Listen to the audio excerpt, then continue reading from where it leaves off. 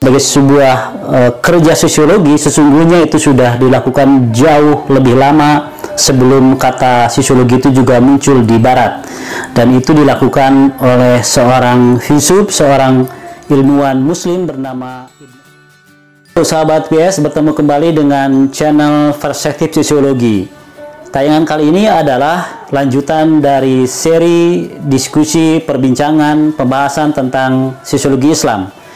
Sebagaimana disampaikan pada tayangan yang pertama, bahwa awal mula perbincangan tentang sosiologi Islam dimulai dari karya tulis yang dibuat oleh Max Weber yang mengkaji tentang fenomena masyarakat Islam. Tetapi sebagai sebuah praksis, sebagai sebuah kerja sosiologi, sesungguhnya itu sudah dilakukan jauh lebih lama sebelum kata sosiologi itu juga muncul di barat. Dan itu dilakukan oleh seorang filsuf, seorang ilmuwan muslim bernama Ibnu Khaldun.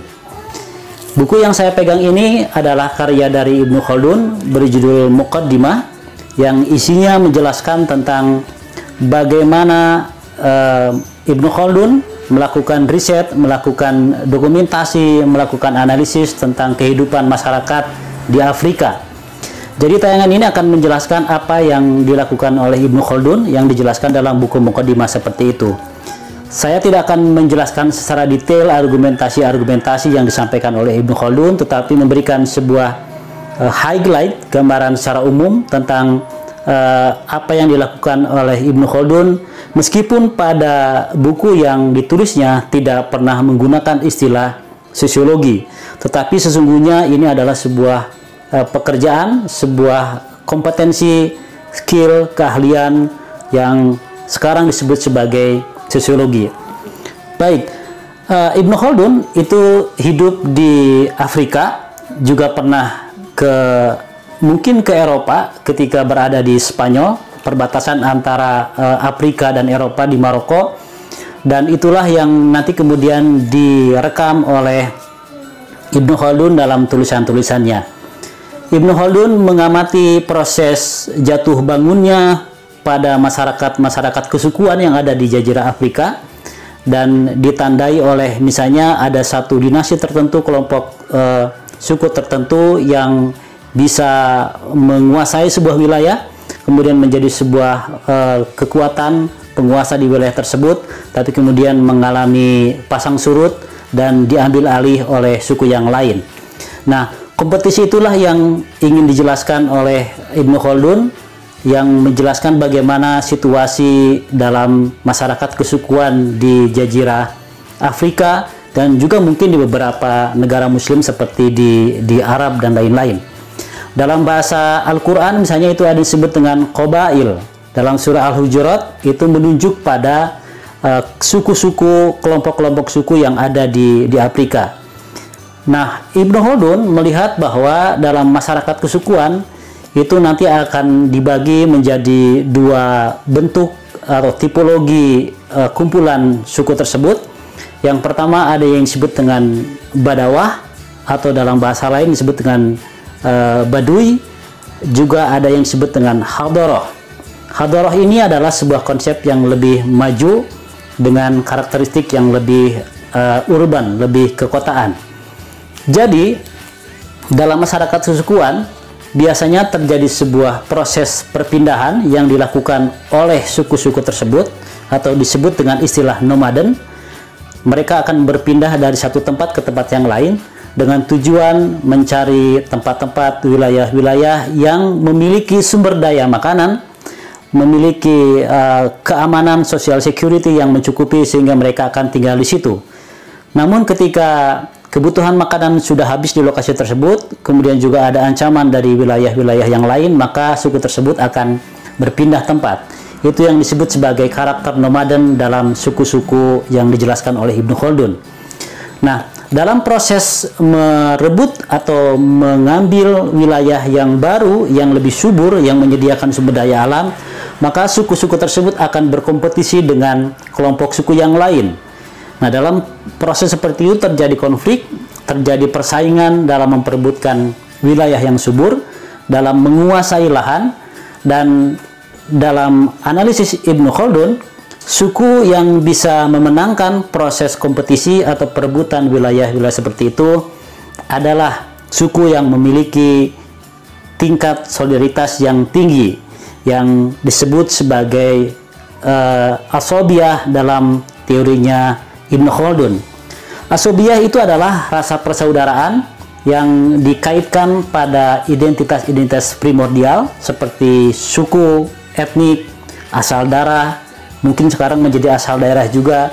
Itu dalam konsep, masuk dalam konsep primordialisme yang nanti membentuk semacam solidaritas kesukuan atau asobiyah dalam bahasa Ibnu Khaldun.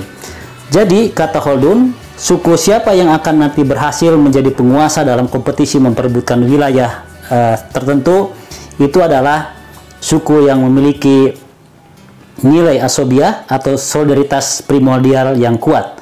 Jadi semakin solid suku tersebut, maka dia akan bisa memenangkan kompetisi dengan suku-suku yang lain. Tahapan selanjutnya, ketika sebuah suku sudah memenangkan kompetisi dengan suku yang lain, kemudian ada kemungkinan dia akan menetap.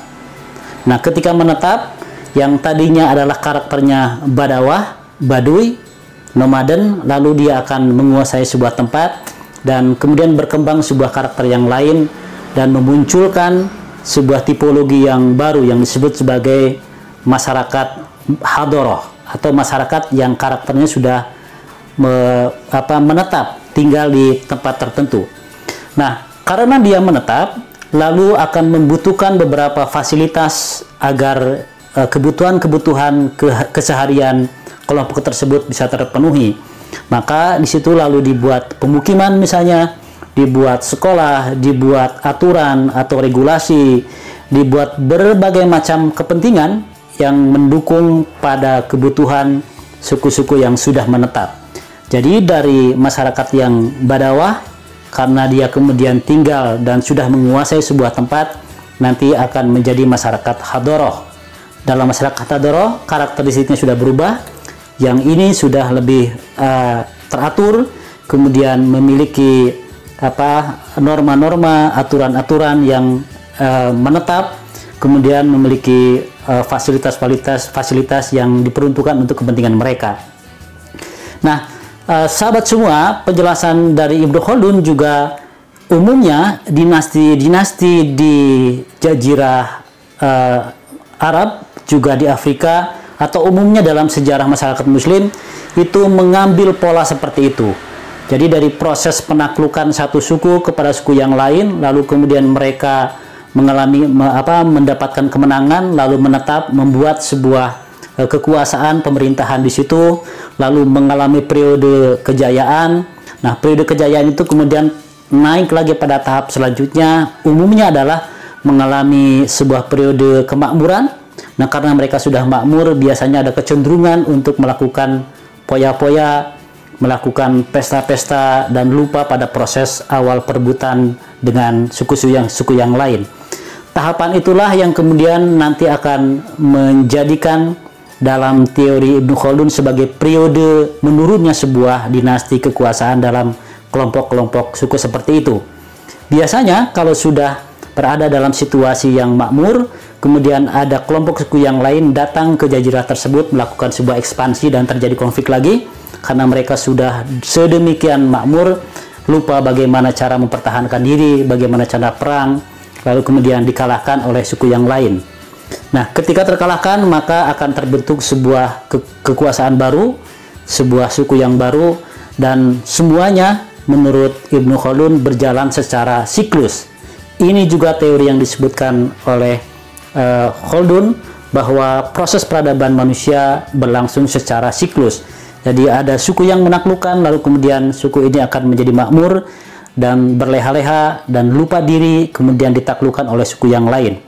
Karena itu, dengan melihat sejarah peradaban Islam pada umumnya, itu berlangsung pada proses siklus seperti itu. Ada kemenangan, kemudian ada perebutan kembali kekuasaan dan jatuh lagi, kemudian nanti akan memunculkan penguasa yang baru. Seperti itu yang dijelaskan oleh Ibnu Khaldun, melihat bagaimana perkembangan masyarakat muslim yang ada di sekitar Afrika yang juga ditandai oleh jatuh bangunnya para dinasti-dinasti yang ada di Jazirah Arab. Demikian sahabat semua, pengantar untuk pemikiran Ibnu Khaldun sebagai awal bagaimana kita melihat sosiologi Islam sebagai sebuah praktik, bukan sebagai sebuah istilah yang dikemukakan oleh Max Weber. Apa yang dilakukan Ibnu Khaldun memberikan sebuah back practice, sebuah contoh yang nyata bagaimana berpikir, menganalisis, melakukan analisa sosial dengan pendekatan-pendekatan yang saintifik, sosiologis terhadap masyarakat muslim. Demikian sahabat semua penjelasan tentang Ibnu Khaldun, dan kita nanti akan ketemu dengan seri yang lain terkait dengan sosiologi Islam dari para pemikir yang juga mengomentari tulisan dari Max Weber. Jika ada pertanyaan, silakan sampaikan pada kolom yang kami sediakan, dan pastikan sahabat semua tidak ketinggalan pembahasan seri sosiologi Islam ini. Sampai jumpa.